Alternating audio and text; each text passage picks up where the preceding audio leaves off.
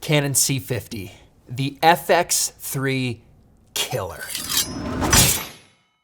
What's up everybody, Peter McKinnon here. Welcome back to yet another video. Today we are obviously talking about the new release from Canon, the C50. Yes, my bloodline runs like a stream of my bloodline, goes wild and free of my bloodline, just like a river flow. Oh, my bloodline runs like a creek of my bloodline, goes wild and free of my bloodline, will die with me. There's nothing left to hide. You've probably seen the rumors online, you've probably heard the whispers. It's all true, it's all real. Be it that this is the first video you've seen or a different one that you were watching before this, but it's here and it is sick. The shape of this camera, the specs of this camera, the form, it's just literally everything about this camera is sick. I am switching everything to this. And before I get a little carried away, we'll settle down, simmer off there, Pete. Let's talk a bit about why this is such a special and important camera coming at a great time. Just like the river flow. Oh, my bloodline runs like a creek of my bloodline, goes wild and free of my bloodline, will die with me. The city of angels, where dreams go to die. City where angels, they used to fly.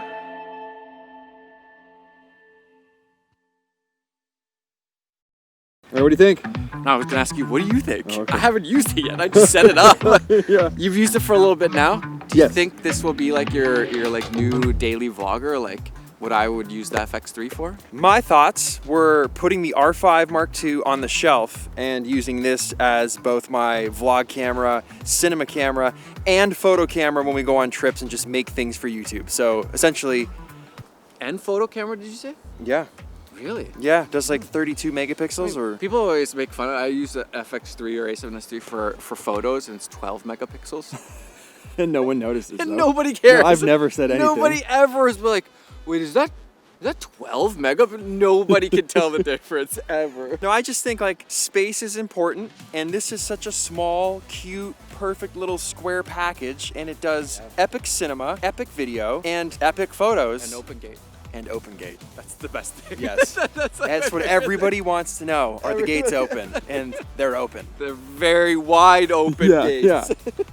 That's why we have the anamorphic on it right now. These are Atlas Mercury anamorphics, used in a lot of movies and stuff. Movie lenses. Now we're using them in the vlogs. There's a lot of anamorphics on the market right now, a lot of affordable anamorphics. These are not necessarily affordable, but they're dang good. Maddie has the biggest collection of anamorphics that I've ever seen in my life. How many do you think you have? I don't know, dude, this is embarrassing. Let's just cut this part too.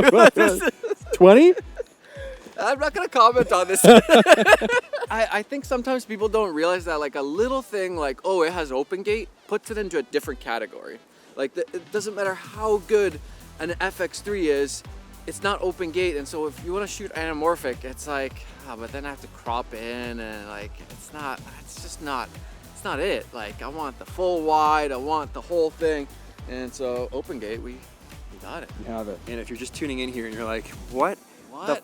The is open gate, dude? It's recording the full sensor. They're not holding any of it back. You're getting all of it. Every sensor, every camera basically, it's not 16:9.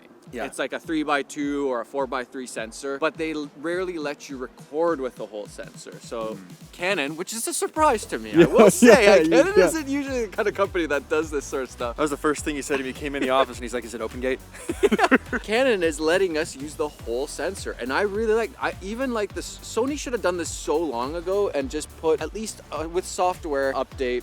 Made the FX3 open gate. I don't know why more companies aren't doing this. Like dumb down everything else if you need to. Like I don't know if you. I assume some recording formats and stuff don't work, like the full 60 frames per second or something like that. And there's gonna be downsides. That's okay. I still want it. I still want it. Just give it to Just me. give me the open gate. Just give it to me. It's easy for you. 7K raw open gate, 4K 120, a bit rate that is to the moon and back. Like, your computers will melt with this bit rate. All right, I was gonna give you this next point about the bit rate, but Maddie specifically asked if he could say it because he's pretty mind blown. Can I say it? You can go ahead and tell them.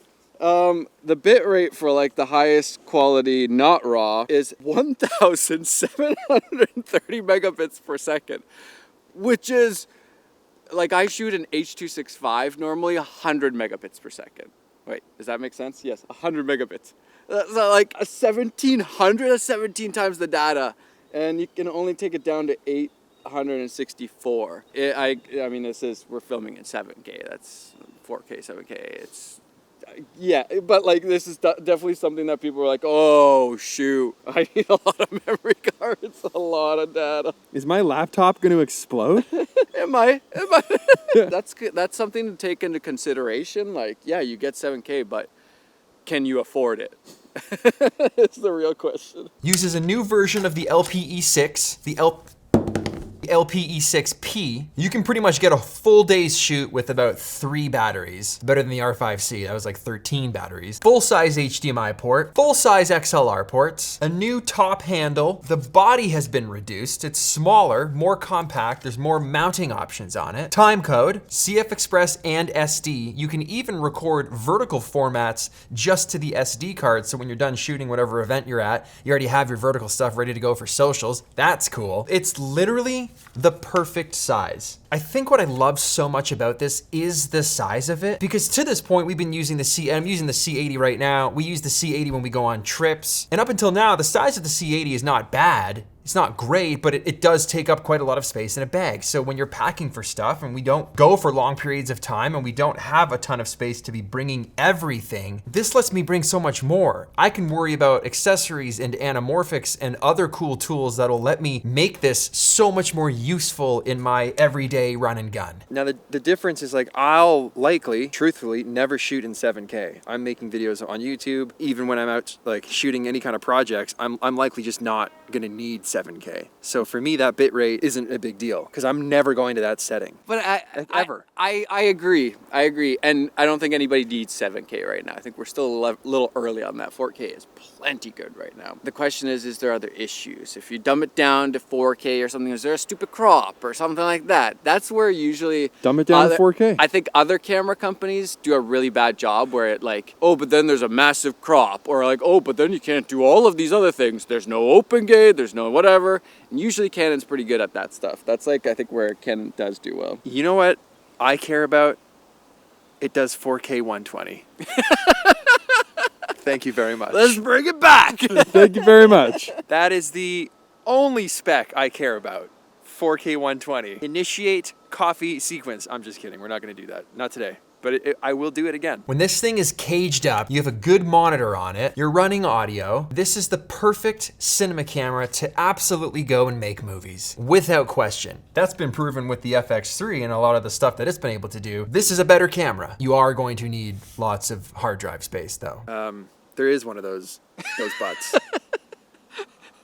Come on, I mean, we knew it was coming. So just tell the people. So it appears, at least from my first glancing, that if you want to shoot open gate, you do have to shoot in 7K.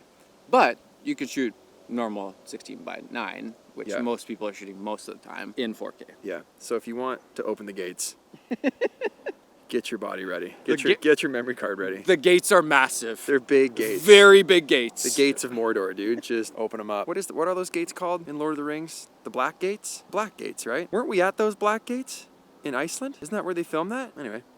But you can fly this on a gimbal. You can mount this in cars and vehicles in weird small places. It's letting you do all of those things that get for unique creative shots that you just can't do with something like a C80 or a C400 or bigger cinema rigs. You're getting that same quality and that same flexibility in a body that is half the size, with stats and features and mounts that are exactly what we need in a filmmaking space such as this. I think my plan is to actually stop using the R5 II, and I'm gonna move over to the C50 because this takes photos as well. But this is small enough with the flip out screen that I can still do vlog footage just as easily. this footprint is actually smaller than this one. Mind you, if I take the 15 to 35 off. Compare the body sizes here. Very comparable in sizes. I think the C50 is actually smaller than the R5. So with a 15 to 35 on this, or a 24 like I had it, or a 14, this ends up being exactly the same or smaller than the kit that I've been using. I'm getting so much more out of it. I believe this is coming in around $38.99. So in 24 frames per second, 4K, H.265, it is 135 megabits, which is much more reasonable. More manageable. That is manageable. We can vlog with that. If you're making YouTube videos, you're probably going to use that most of the time. So just so you know, open gates. Open. They're big gates. And they're very much open. Big gates when you open those gates. They're big. 17 times bigger than your normal gates. Yeah. That's like the roof of the Sky Dome is opening up on a nice summer evening. You just can't get over how big that is. Well, H.265, 1700? I mean, people are probably going to love that. Like, the people that need that quality are going to be like, this is insanely good. So, yeah. Now, a few things we noticed when we were filming with this, with anamorphics on it, using the flip out screen, it's very hard to see focus. Mind you, we were shooting a show in the dark, but I mean, that's a circumstance that a lot of people find themselves in, and it's hard to see. So you'll want an external monitor if you're gonna be running anamorphics and doing any kind of like cage build out or shooting things that you're trying to make filmic or cinematic and do run and gun documentary style footage and capturing those types of moments. An external monitor is absolutely something you want to invest in. This just doesn't cut it. I've never felt like these screens from Canon are all that good.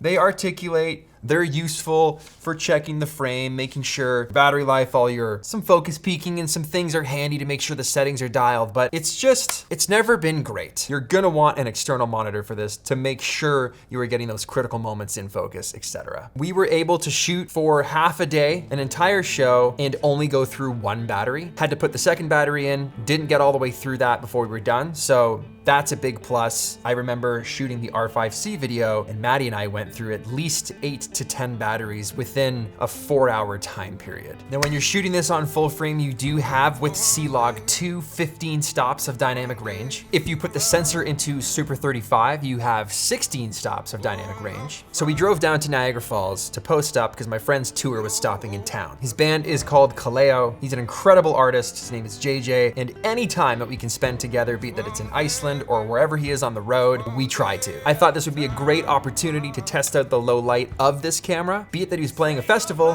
and he was the closing gig, so was the latest, which meant I could actually test this in the dark. Wanted to go handheld, wanted to run the mic that's on board. This has no internal stabilization, and I turned off the stabilization from the lens motor. This was just raw, but it looks clean. Just following JJ through these corridors on his way to the stage looks good for not even having it on any gimbal, just turning it on and walking behind. Got that Canon autofocus when you're using an RF lens, so I didn't have to worry about it not tracking. Now, when we switched over to an anamorphic, obviously, that was a lot more difficult to shoot because this screen, like I mentioned earlier, is hard to see in the dark, especially when you're trying to pull focus and the lights of a show on stage are changing every 8 freaking seconds. But I think we definitely got enough to show off what it's capable of at night in a situation like this, which I don't find myself in all the time, but it's nice to push these cameras, and especially when you get them, see what they're capable of. That was our very first time using this camera. When you get stuff like this, they kind of just send it to you. You've got like a little brief that you get on with someone at Canon, you talk for 5-10 minutes, and then you just gotta go figure this thing out yourself. So there are quirks and things that I'm going to be learning along the way. We get all the information that we can. I usually like to keep a notes app running while I'm using a camera like this so I can write down the things that I didn't like or the things that I did like. I loved how small it was.